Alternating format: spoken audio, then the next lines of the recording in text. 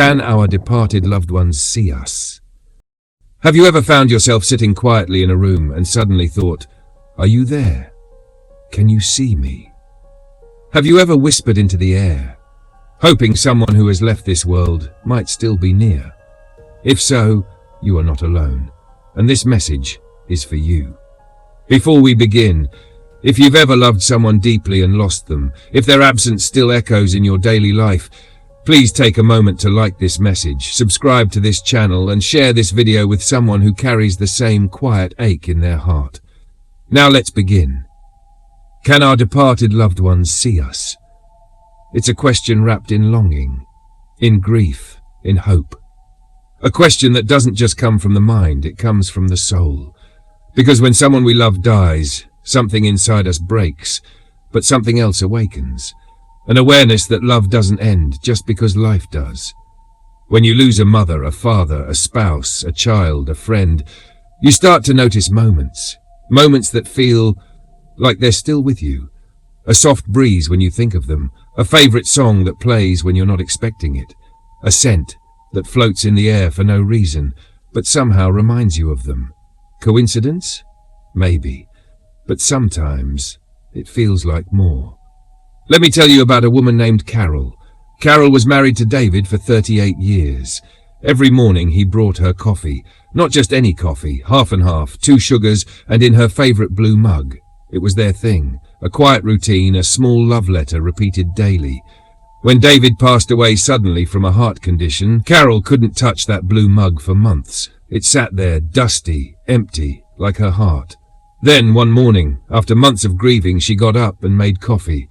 Out of habit, she poured it into his blue mug. As she sat down, tears rolled down her face. She whispered, "You'd be proud of me, Dave. I got out of bed today." And then, the strangest thing happened. The porch light flickered. Just once. Not a power surge, not the wind, just a flicker. Now some might say it was just electrical, but Carol felt something else. She felt seen. Maybe it was just comfort. Maybe it was David, reminding her she wasn't alone.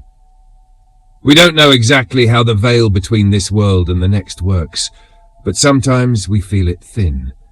When you hold their photo, when you talk to them out loud, even when no one else is around, when you do something they once taught you and smile through tears, you're honoring the love that still lives, because love doesn't die.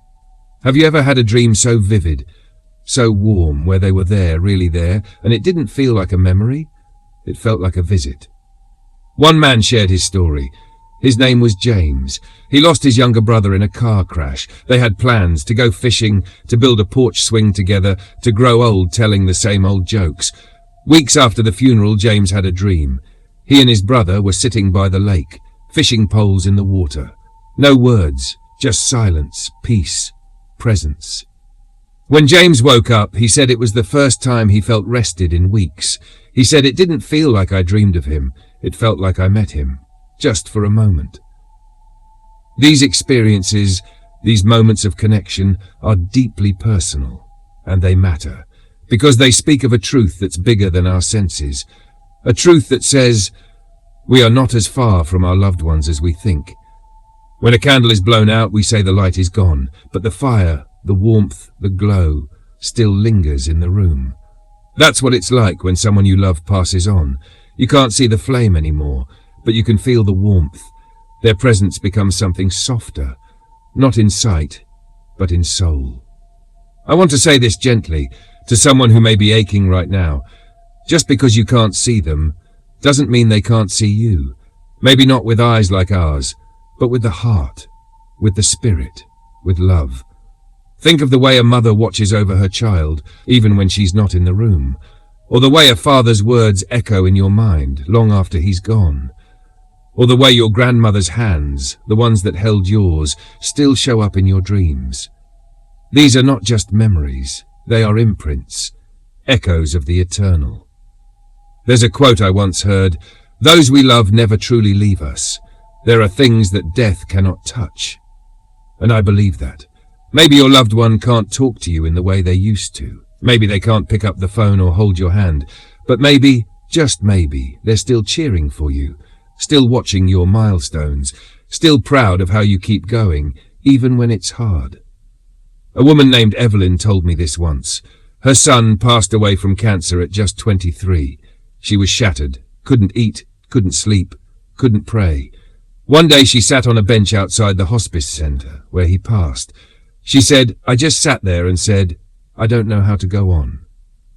And a little boy, no more than 6, walked up to her holding a dandelion. He said, "This is from someone who loves you."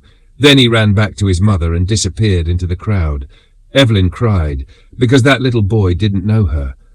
But somehow she felt her son sent her comfort. Now, is it proof? No, but it's peace. And sometimes that's all we really need. We don't need scientific certainty. We need sacred comfort. We need to know we're not forgotten. That our tears are not invisible. That love isn't buried with the body. It stays, it transforms, it surrounds. And yes, sometimes it watches. So what can you do? Talk to them. Not because they're ghosts, but because they are still part of your journey. Say their name out loud. Share their stories. Live your life in a way that would make them smile. You honor them by not giving up. You carry their love every time you show kindness, every time you forgive. Every time you stand back up after life knocks you down. Love never ends, and love always watches. Let their legacy become your light. Let their memories become your strength. Because maybe, just maybe, when you laugh again, they smile. When you cry, they whisper, "I'm here." When you break, they lean in close and hold you in a way only your soul can feel. A man once said, grief is just love with no place to go. But I say, give it a place. Let it go into the world. Let it bloom into compassion, into courage, into faith. Your loved ones are not gone. They are simply waiting for you to catch up. They are near in every sunset, in every favourite song, in the way you say their name to your children, in the quiet moments when you feel something and you don't know why. That's love, and love sees. So can our departed loved ones see us? Maybe not in the way we think, but in the way that truly matters. Yes, they see your heart. They see your journey, and they are proud.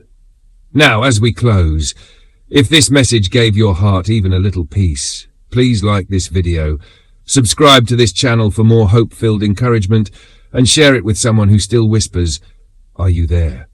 Because someone out there needs to hear this today. One last question before we end.